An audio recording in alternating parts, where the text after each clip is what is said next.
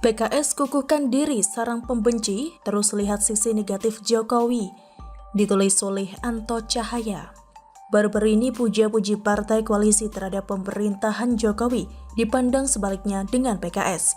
Dengan alasan sebagai partai oposisi, PKS melalui Mardhani Alisera mengatakan akan terus melihat sisi negatif pemerintahan Jokowi agar tidak puas diri. Begitu kira-kira narasinya. Ini buat saya sangat menarik. Sebelum kita lebih dalam masuk sesuai tema, saya mencoba mengungkap fakta agar Anda mendapat gambarannya mengapa PKS sangat konsisten sebagai oposisi pemerintah. Berkah apa yang didapat? PKS ini di wilayah-wilayah tertentu mereka mendapat tempat oleh warga. Contoh semisal Sumatera Barat, di daerah ini PKS bisa dikatakan sangat perkasa. Fakta yang dapat kita lihat Gubernur Iwan Prayitno dan kemudian Mahyaldi adalah produk-produk dari PKS. Selain PKS, ada pula Partai Gerindra yang sangat perkasa di daerah ini. Sebagai gambaran agar Anda tahu, saya mencoba memberikan data di tahun 2019 saat Pilpres. Sumber saat itu adalah lumbung suara bagi calon Prabowo Subianto Sandiaga Uno yang diusung Koalisi Indonesia Adil Makmur. Berdasarkan situng KPU yang telah menghimpun 92,27 data suara Pilpres 2019 di sumber kala itu, Prabowo Sandi unggul telak dengan 68,2%, sedangkan Jokowi Amin hanya kebagian 13,8%. Terlihat sangat jomplang sekali, bukan? Maka tidak mengherankan jika partai-partai pengusung Jokowi tidak terlihat diminati di daerah ini. Dan seperti yang sudah dapat kita tebak, partai yang laris di Sumatera Barat antara lain Gerindra, PKS, Demokrat, dan PAN. Sebagai gambaran, data berikut sebagai penguat fakta suara pemilu legislatif DPRD Provinsi Sumatera Barat 2019. Gerindra 19,57%, PKS 18,03%, Partai Demokrat 12,1%, PAN 11,88%, Golkar 8,5%, PPP 6%, Nasdem 4,73%, PDIP 3,71%, Hanura 3,49%, PKB 3,04%, Berkarya 2,6% dan PBB 2,21%. Sangat terlihat partai yang saat itu direpresentasikan lawan Jokowi akan memperoleh limpahan suara yang melimpah. Sebaliknya, sedang PDIP yang diidentikan Jokowi dan partai koalisi, perolehan suara sangat kecil sekali. Selain Sumbar, PKS juga cukup perkasa di Jawa Barat.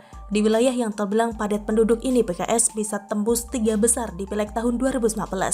Sedang jawarannya Gerindra yang mengalahkan dominasi PDIP yang kedua. PKS sebagai partai oposisi tentu akan terus mengkritisi pemerintahan Jokowi. Meski untuk saat ini praktis hanya PKS dan Demokrat yang menjadi lawan politik Jokowi.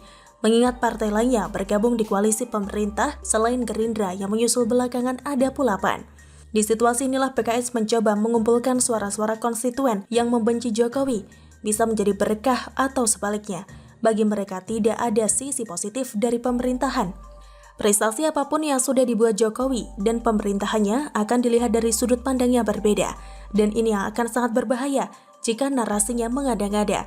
Di banyak kesempatan saya selalu mengatakan partai oposisi atau tokoh-tokoh yang berseberangan dengan Jokowi atau pemerintah merupakan perwakilan kelompok yang tidak menyukai keberadaan Jokowi dan orang-orang di sekelilingnya.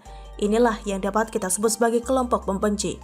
Jadi tidaklah mengherankan jika PKS, salah satu partai yang diidentikan menampung para pembenci seantero negeri, semakin kritis, bahkan nyinyir sekalipun terhadap pemerintahan Jokowi, maka mereka semakin disukai oleh para konstituennya tersebut. Tentu saja keputusan PKS yang akan terus mengkritisi pemerintahan dan menjadi oposisi tidak ada yang salah. Memang harus ada partai sebagai penyeimbang di negara demokrasi, selama sisi negatif yang mereka maksudkan tidak mengada-ngada seperti yang sudah saya singgung di atas. Tapi faktanya banyak yang lepas dari konteks, hanya karena ingin mengukuhkan diri sebagai seorang penampung para pembenci, lantas menggunakan berbagai cara. Nah, ini yang disesalkan. Jadi tidaklah mengherankan jika polarisasi terus terjaga sampai detik ini. Padahal upaya Presiden Jokowi cukup ciamik melihat gelagat rakyatnya yang sulit sekali move on dari Pilpres. Dengan menggandeng Gerindra lalu PAN, Jokowi berusaha mengembalikan pesta demokrasi seperti dulu kala.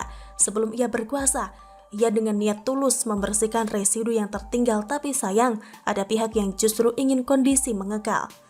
Jika situasi ini terus terjaga, dikhawatirkan di pemilu 2024 dan seterusnya praktik-praktik busuk saling membenturkan rakyat akan terus ada, dan orang-orang yang paling bertanggung jawab tentunya para elit politik yang sebetulnya sedang memanfaatkan rakyat jelata demi kepentingan kelompok dan perutnya sendiri.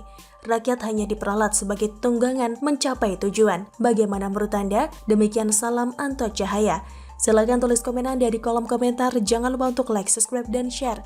Siward TV pamit, sampai jumpa. Wassalamualaikum warahmatullahi wabarakatuh.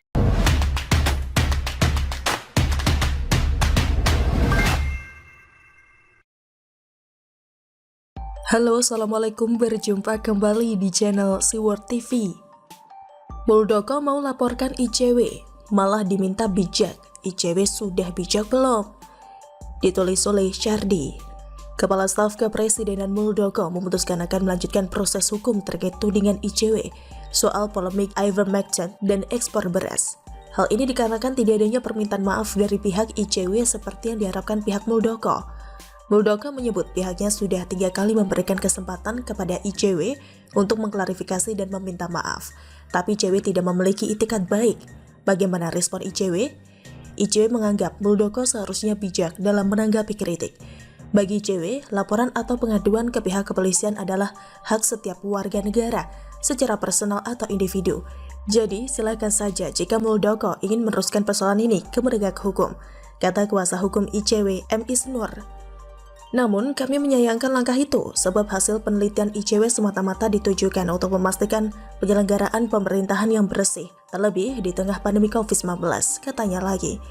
Tentu Muldoko dengan posisinya yang berada di lingkar dalam istana negara mestinya bijak dalam menanggapi kritik, bukan justru langsung menempuh jalur hukum tanpa ada argumentasi ilmiah tentang indikasi konflik kepentingan dalam penelitian ICW, tambahnya.